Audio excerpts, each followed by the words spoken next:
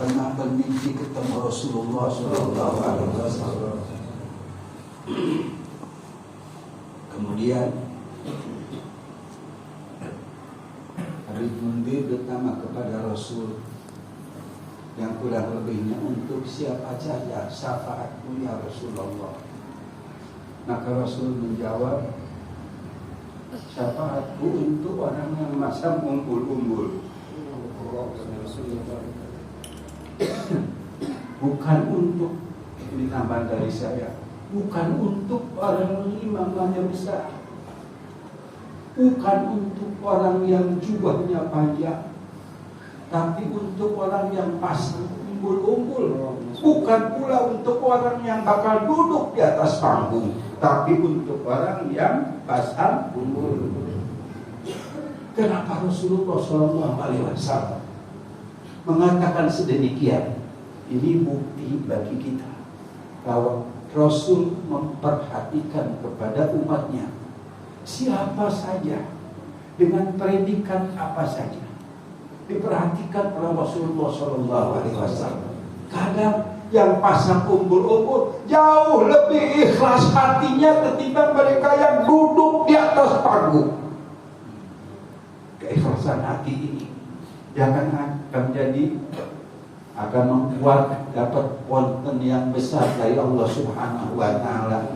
Karena Allah hanya melihat kepada hati kalian, tidak melihat kepada jisim kalian, dan tidak melihat kepada rupa-rupa kalian.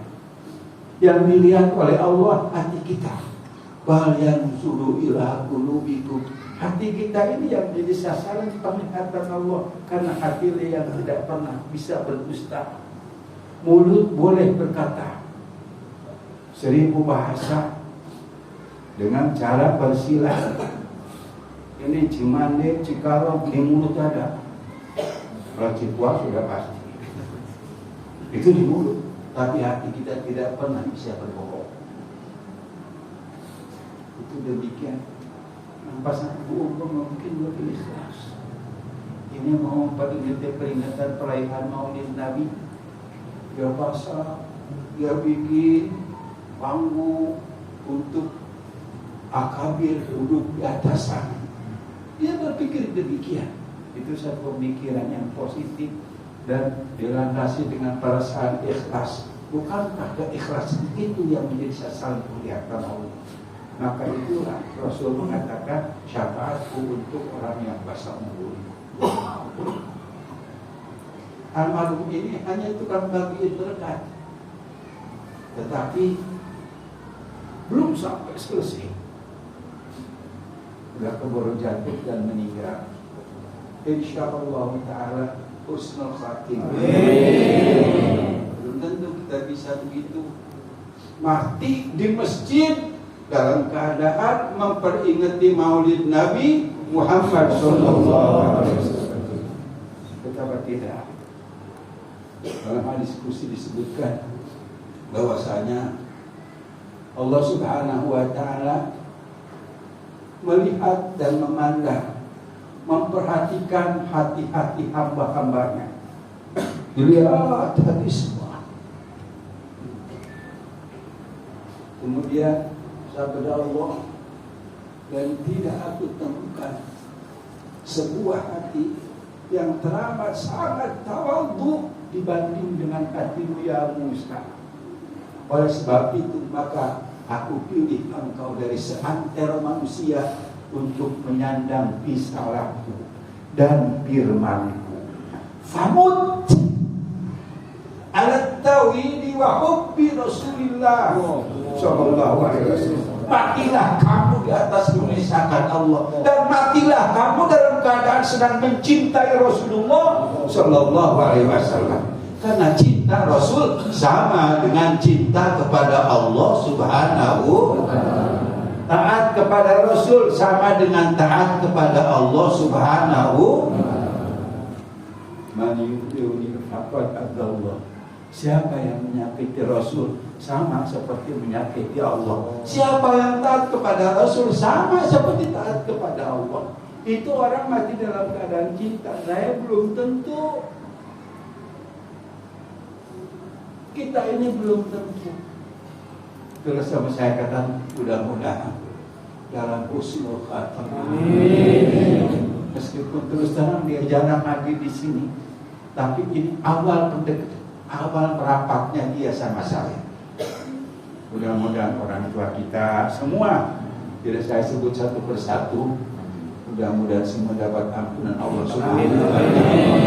Dan terakhir, mudah-mudahan sisa umur kita Allah takdirkan menjadi sisa umur yang berkah, sisa umur yang kita gunakan untuk beribadah kepada Allah, bukan sisa umur yang dijadikan sebagai sarana maksiat hadirat Allah. Na'udzubillah, na'udzubillah. Ini umur kita ini besok bakal dipertanyakan.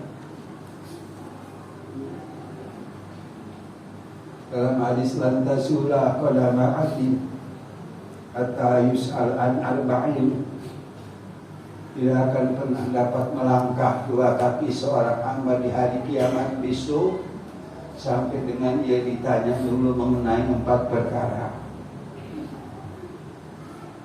Yang pertama bakal ditanya anak amrih maafna, ditanya mengenai umurnya. Allah kasih umur 80 tahun, itu digunakan untuk apa?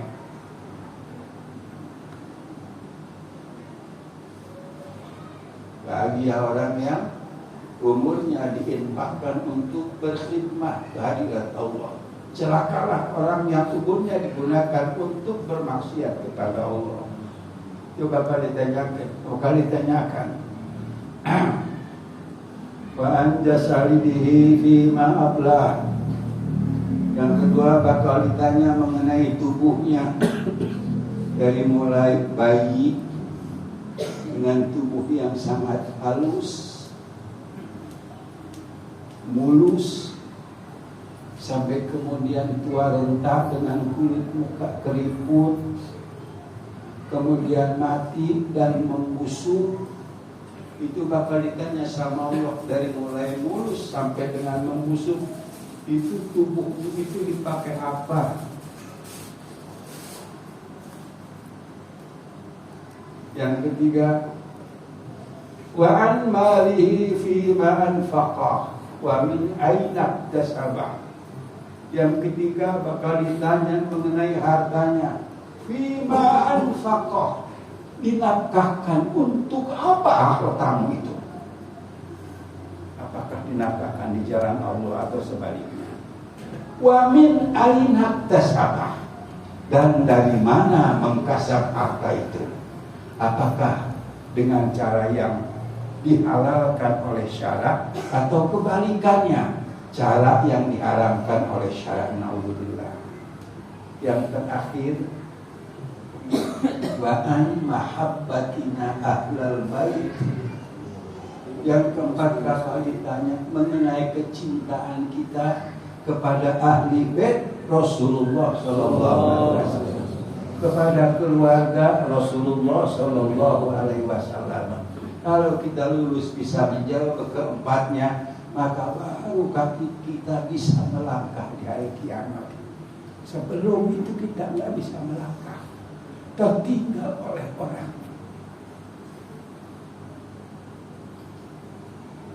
Orang sudah kemana lagi, kita masih di tempat yang sama. Sementara ketinggalannya bukan kayak ketinggalan orang di gunung. Di sana tidak bisa berteduh, di sana tidak akan mendapatkan air untuk kita minum, di sana tidak akan dapat mendapatkan makanan untuk menjadi santapan jasmani.